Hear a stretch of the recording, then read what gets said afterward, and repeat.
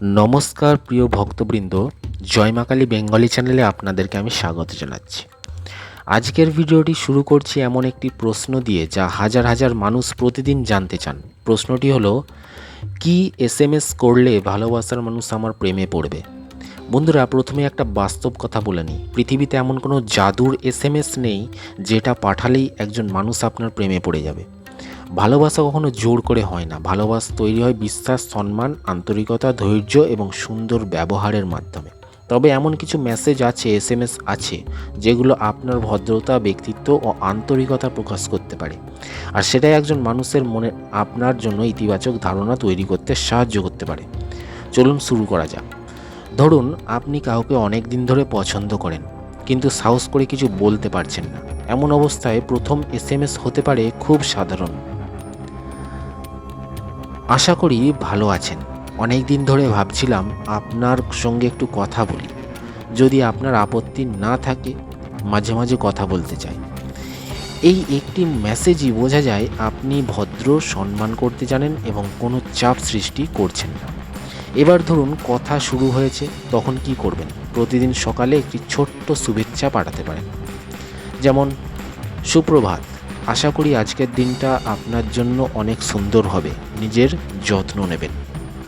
এই ধরনের মেসেজ খুব সাধারণ হলেও অনেক সময় মানুষের মন ছুঁয়ে যায়। আরেকটি গুরুত্বপূর্ণ বিষয় হলো, শুধু নিজের কথাই বলবেন না, তার খবরও নেবেন। যেমন, আজকের দিনটা কেমন গেল, খাওয়া হয়েছে, অনেকে ব্যস্ত ছিলেন নাকি?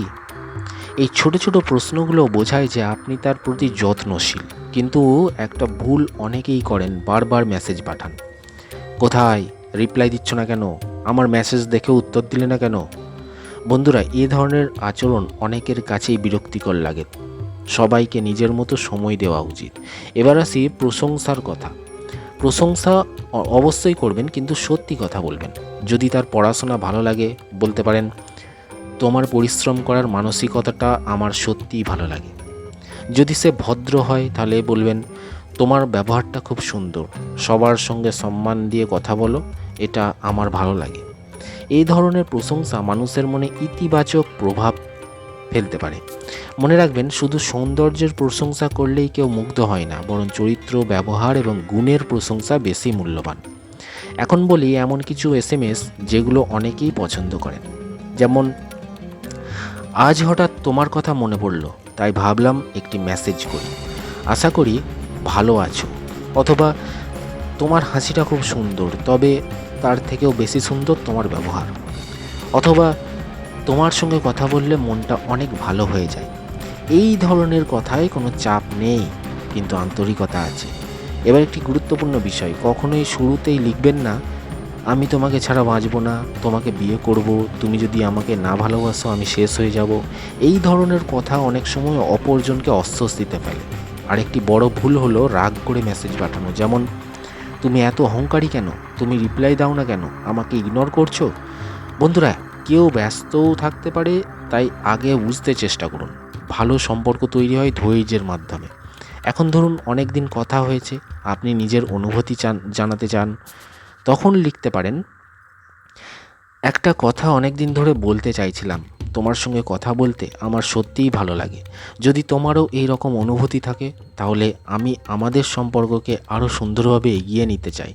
আর যদি না থাকে, তবু আমি তোমার সিদ্ধান্তকে সম্মান করব। এই ধরনের মেসেজ একজন পরিণত মানুষের পরিচয় দেয়। এবার বলি, যদি সে না বলে, তখন কি করবেন? সবচেয়ে সুন্দর উত্তর হতে পারে এইটা, ধন্যবাদ নিজের অনুভূতিটা খোলাখুলি বলার জন্য, তোমার সিদ্ধান্তকে আমি সম্মান করি, ভালো থেকো। এতে আপনার সম্মানও থাকবে, আত্মসম্মানও থাকবে। বন্ধুরা, জীবনে এমন মানুষকেই সবাই সম্মান করে যে জোর করে কাউকে নিজের করতে চায় না। মনে রাখবেন, ভালোবাসা চাওয়া যায় কিন্তু আদায় করা যায় না, সম্মান দেওয়া যায়, বিশ্বাস অর্জন করা যায়, কিন্তু কাউকে বাধ্য করা যায় না।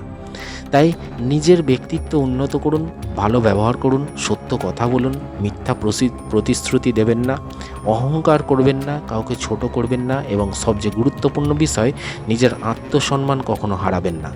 বন্ধুরা, আজকের ভিডিও থেকে যদি একটা কথাও আপনার ভালো লেগে থাকে তাহলে ভিডিওটি একটি লাইক দিন, আপনার বন্ধুদের সঙ্গে শেয়ার করুন এবং এমন আরও সুন্দর ও বাস্তবধর্মী ভিডিও পেতে আমাদের চ্যানেলটি সাবস্ক্রাইব করুন। আপনাদের ভালোবাসাই আমাদের এগিয়ে যাওয়ার শক্তি। আজ এ পর্যন্তই, ভালো থাকবেন, সুস্থ থাকবেন।